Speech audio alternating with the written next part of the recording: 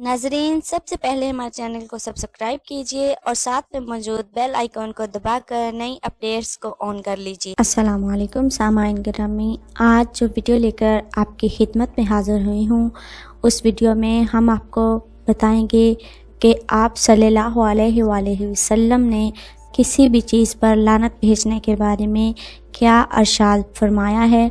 आप सल्लल्लाहु अलैहि वसल्लम का इरशाद मुबारक क्या है और लानत भेजने के बारे में आपने क्या फरमाया है। सामाइन गिरामी, हमारी वीडियो बनाने का मकसद आपके नॉलेज में इजाफ़ा करना और आपको सीधे रास्ते की तरफ राग़िब करना होता है। उम्मीद करती हूँ हमारी वीडियोस आपको पसंद आ रही होंगी।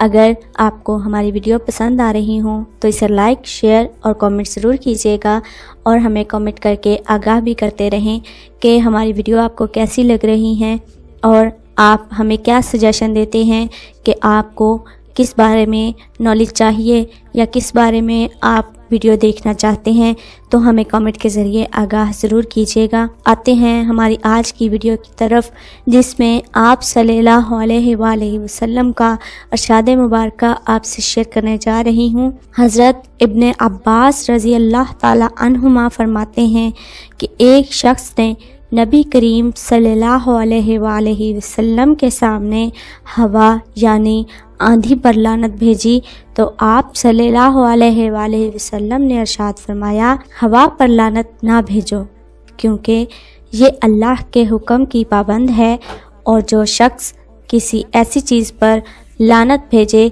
जो लानत की मुस्तहिक नहीं हो तो वो लानत वापस उसी पर लौटती है।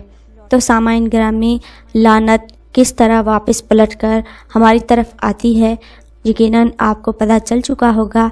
अपने अमाल को दुरुस्त कीजिए और अपने आप को सीधे रास्ते पर लाइए। उम्मीद करती हूँ वीडियो आपको पसंद आई होगी।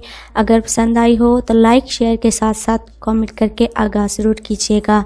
अपनी एक और खूबसूरत सी वीडियो के साथ फिर हाजिर होंगे। तब तक अपने साथ दूसरों का ढेरों सारा ख्याल रखिएगा। हमें अपनी दुआ में याद रखिएगा। अल्लाह हाफिज़।